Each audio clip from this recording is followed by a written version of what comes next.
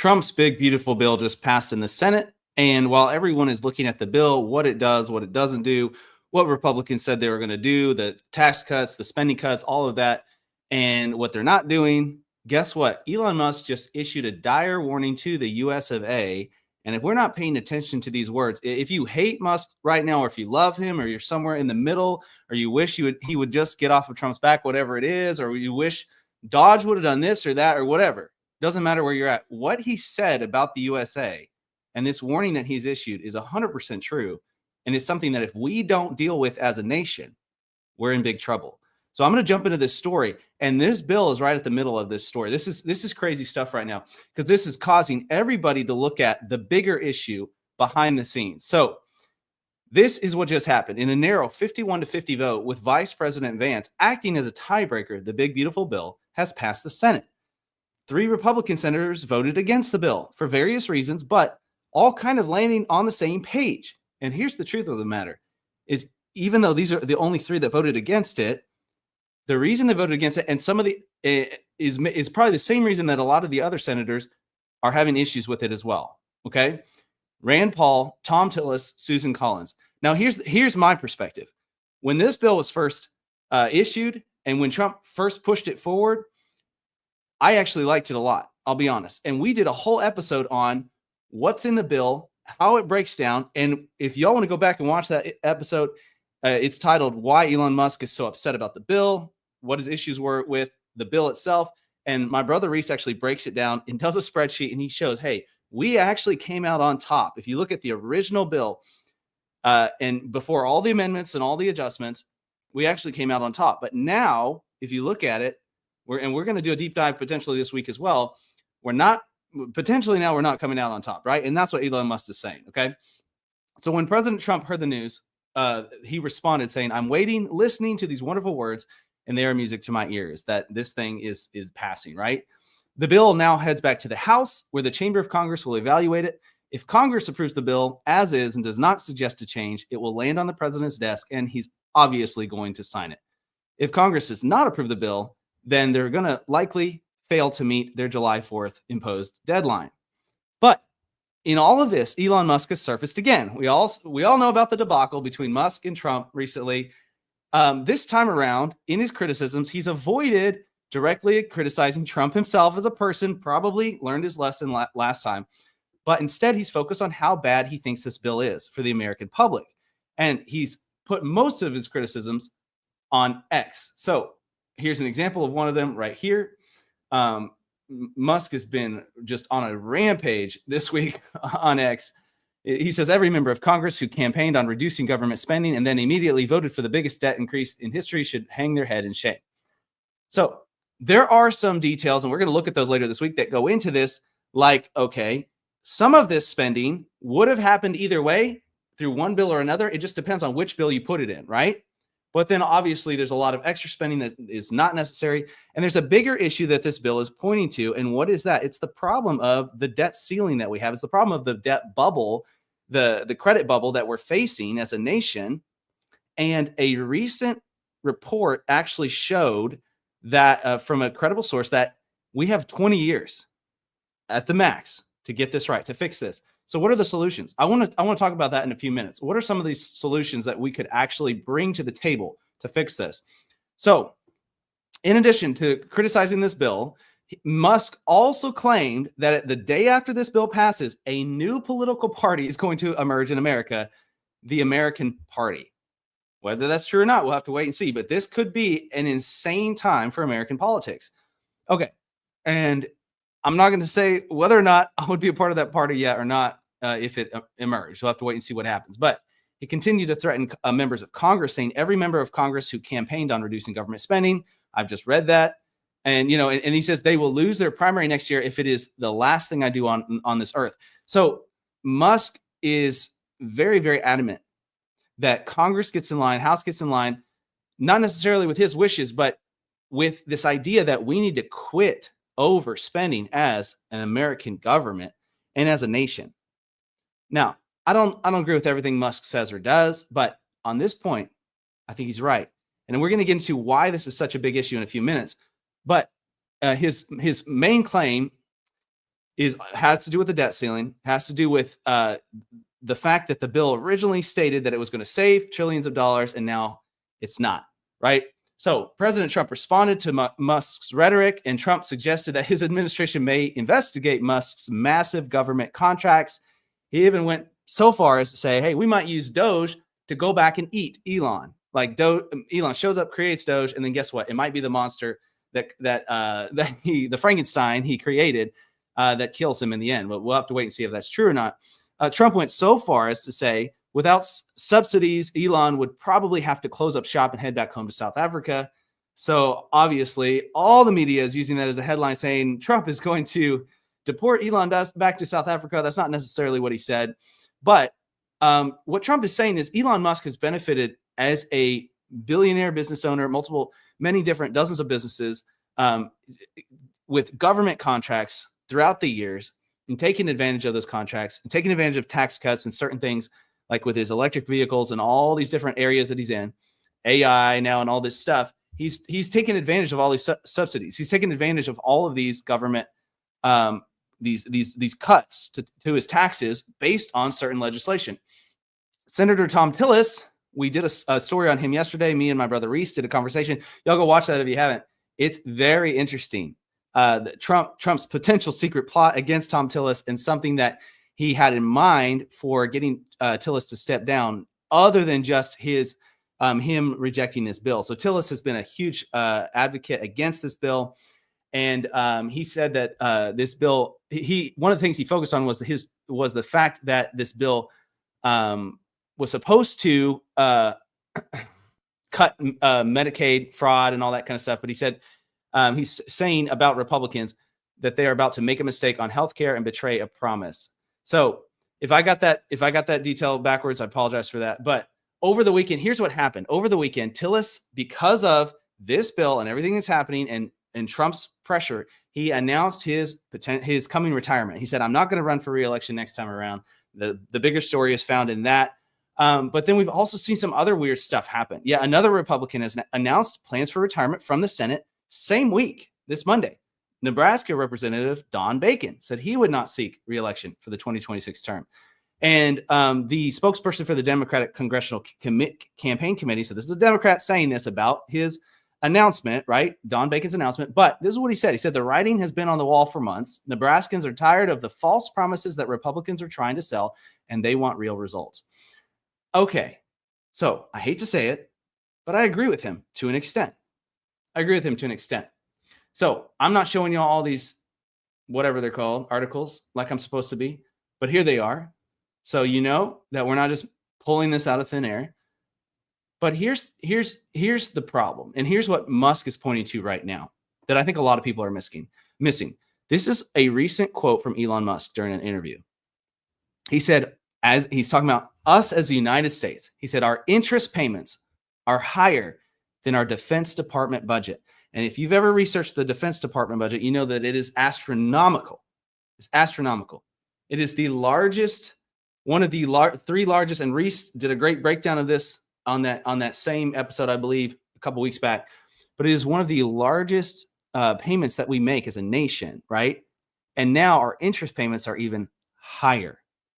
He said, if we don't do something about this, then there won't be any money for anything. See, this is why Musk is so upset about this bill. Is because the Republicans, okay, the Democrats aren't doing anything, right? The Democrats aren't doing anything. We know that. Why? Because when you actually, I'm going to jump back to this real quick. When you actually look at the stats, 71% of Republicans, let me see if I can find it here, say that they care about reducing the debt. They want to prioritize reducing the debt. 71%. The Democrats, 44%, say they want to prioritize reducing the debt. So guess what? The Democrats have already told us we don't care about the debt. We don't care that this nation is potentially heading for economic collapse. We don't care at all, right? The Republicans have said, hey, we care. We care. But then people like Elon Musk are questioning them right now and saying, okay, you say you care, right? And Trump came up with this plan, this idea, and I'm not letting Trump completely off the hook here, but at least he had a good plan. And we looked at all the numbers, and we came out on top after a few years, not in the hole. At least he was pushing the needle backwards, right? But then now that it's gone through the House and they've done all their adjustments to it, and then it went through the Senate and they've done all the stuff that they want to do, guess what? Who's pushing the bill forward? Hello, it's the Republicans. So what's happening here? The Democrats don't care that we're in debt, and they don't care that we're headed for potential economic collapse. The Republicans say they care, but their actions in a lot of ways say otherwise.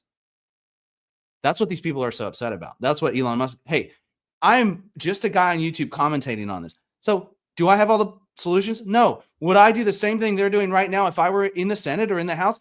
Potentially. Why? Because I would have all the information. I would have all the aides telling me what to do. I'd have all the, I would have the big campaign donors paying me off. I'm not going to get any senators or House members to come be on this channel now and give us an interview. Obviously, y'all can tell I'm frustrated by this, right? But there is a hope. Okay, there is a hope. There's a potential fix. But before we get into that, let's dive into the issue here. What is the problem? Okay, this is how U.S. debt works. Sort of very childish, like overarching, simple definition. Okay. These are U.S. savings bonds. This is the treasurydirect.gov. It is a U.S. site where you can get on here, learn about bonds. You can buy bonds. When you buy a U.S. savings bond, you lend money to the U.S. government, it says. In turn, the government agrees to pay that much money back later, plus additional money being interest, right? So instead of going to investing in the stock market or investing in gold or investing in real estate, or investing in crypto, I'm going to go invest in a U.S. savings bond. Why would I do that as an investor? Why would I do that as a foreign nation, foreign investor, a company, an entity here in the United States, an individual, somebody that wants to put my money somewhere? It's because it's simple, safe, and affordable. Do you see these words right here? Simple, safe, affordable. That's why. It's because it's simple, safe, and affordable. So you put it in, you put your money in there, you get it back with interest after a certain amount of time. You can choose how long you want that bond to be, all that kind of stuff, right? But the United States is essentially, they are selling debt to us, to the people that are buying this. Who's buying this? It's whoever trusts the strength of the American economy and dollar. Because this is only safe, this formula only works if it actually is simple, safe, and affordable. If it's not safe, this doesn't work at all. Nobody's going to invest. And guess what? The United States has nowhere to get credit from anymore because nobody's going to lend us money. And if people start to figure out, this investment's not safe, they can't handle the debt anymore. There's no way out of this. Then the investors start to realize, I shouldn't lend the United States my money. The foreign nations realize I shouldn't lend them my money anymore. We could get into Japan and what's happening there. And we're probably going to do a longer episode about it, how Japan itself could break the whole world economy. But guess what? It's actually, I believe, starting with the United States. Because guess who Japan is lending their money to? The United States. So here's the 10-year treasury bond yield. And we're going to get into the fix in a few minutes. And I'm going to bring this back to Musk and what he said. United States rates and bonds. Check this out right here. This is kind of the gold standard, if you will, of which is a funny, that's kind of no pun intended. 10-year treasury bond, the percentage yield is 4.25%. Man, that sounds pretty bad to me. I'll just say that. Why? Because I can get a high yield savings account for about that same amount, a little less. Okay. But this is simple, safe, and affordable. Okay. That's what they're saying.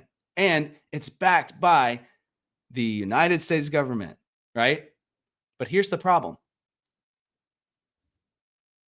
When the United States Treasury bonds, when the interest rates start to skyrocket, what is that telling us? It's telling us the investors don't think it's safe anymore. The investors have lost their confidence in the United States government and the U.S. economy and the U.S. dollar. And so what happened was that number there was actually less than 1% in December of 2021. Why? Because it was simple, safe, and affordable. So they didn't care. They just needed a place to shove their money to keep it safe, to fight inflation, to make sure they're not losing money, to make sure it's not, they're not burying it in the ground and getting eaten by worms, essentially, right?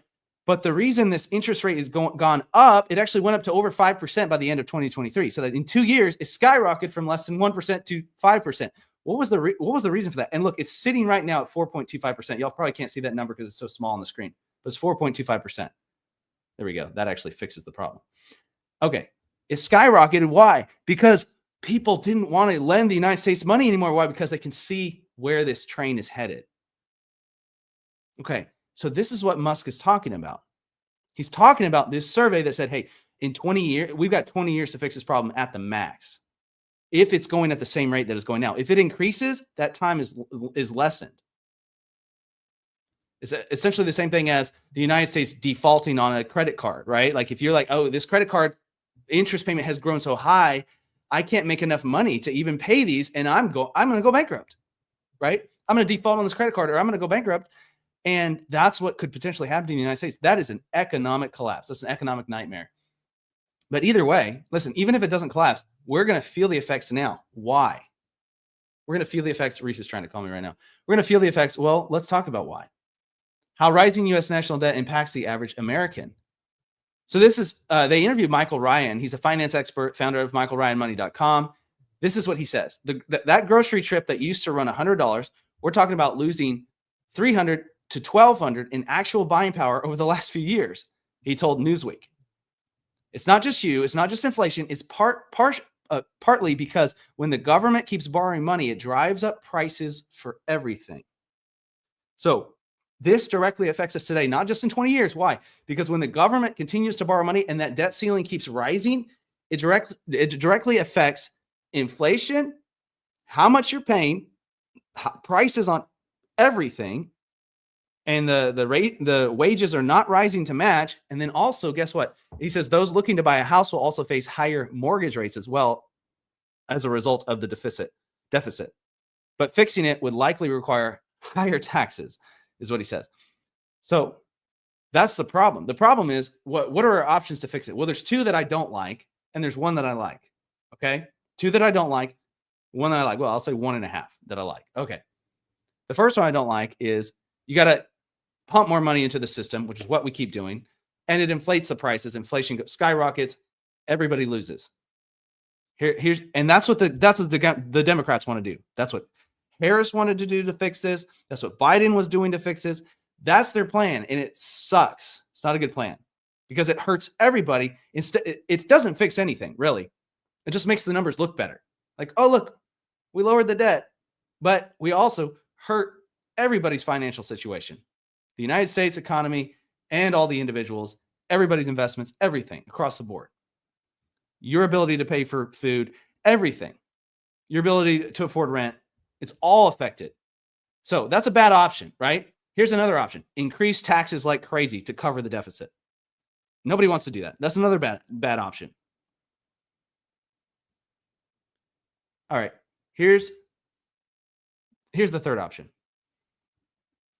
Why is Elon Musk so mad? He's mad because the Democrats don't want to fix it. They said that 44% care about this issue only. The Republicans, 71%. They say they care about the issue, but now we're seeing that they've tweaked and they've changed this bill until it doesn't look almost anything like it looked at the beginning. And instead of lowering the deficit, it's raising the deficit again. And he believed in this party's ability to fix the national debt. That's the problem. Well, that's one of the reasons I think he jumped aboard the Trump train and Trump's campaign 2024 is because he saw this big looming problem. And listen, I'm not a big, huge Elon Musk fan. I don't like a lot of the stuff he does, but he's right about this. He saw a big looming problem and he said, we've got to fix this. And he's like, okay, maybe this party can do it. What's the fix? Let's look back at World War II. I'm going to finish with this because I believe there's a silver lining. I believe there's a light at the end of the tunnel, but I've gone through the bad news today and I'm about to go through the good news. And then I'm going to share with you the hard news because that's where we're at. There's bad news and there's good news, but guess what? The good news is also hard news. That's what it's going to take to fix this. We were at the highest debt level since we were at World War II. Why was the debt level so high during World War II? Well, it's because of the military spending like crazy to fund the military. But what fixed it after that? How did we lower it? Because that is the historical pattern. Everyone's like, well, it's just going to keep going up. It always goes up. It didn't go up after that. Why? We came back down. How did we start to fix the problem after World War II? Here's the answer: an economic boom. That was the fix. The economy boomed, more high-paying jobs, more booming businesses, more people making more money, and they were able to actually pay more taxes on top of that money to the government, and the raised revenue. And we lowered the debt. We got out of a debt bubble because of an economic boom. So here's what I believe needs to happen. People in leadership in this nation need to get more radical about simple ideas that don't just cut the spending. Yes, that needs to happen. That's the half, right? This is the 1.5. Okay. That's the half that needs to happen. We need to cut spending. We need to do as much as we can possibly do in that sector. We need to cut the fraud. We need to cut the waste. We need to find all the stuff that needs to go, and we need to cut it while still taking care of people. Okay. We can do that. We can all agree on that. Take care of the people that need to be taken care of, the ones that can't help themselves, but also kick out the fraudsters, the ones that don't need to be taking advantage of the system.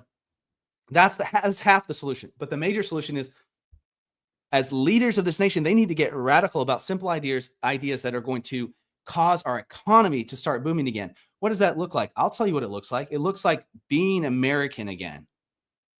Being American. There's this old movie called The Happiest Millionaire. And in that film, there's a young man that doesn't want to go into the family business. Why? Because he dreams about getting into the automobile industry, and he sings a song all about this land where golden chariots are molded out of dreams. So he's this young man who wants to go and make a name for himself. How? By creating this business around a passion where he can actually change the world. And what is it molded out of? It's molded out of a dream. And this is the fix. And this is where you and I come in. And this is it's a small part of the puzzle, but guess what? It's the main part of the puzzle, because it's a lot of different puzzle pieces put together to make a beautiful picture of the American dream working again.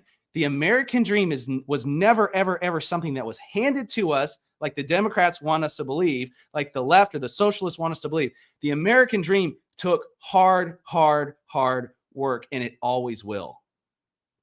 A booming economy is not a magic wand formula. A booming economy is the people of the United States of America changing our perspective again and going, we could do this.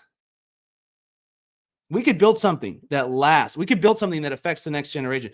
We could put together something that doesn't just make money, but is sustainable, helps people, cares about its employees, cares about the people in this nation, cares about the workers, cares about the community that it's based in.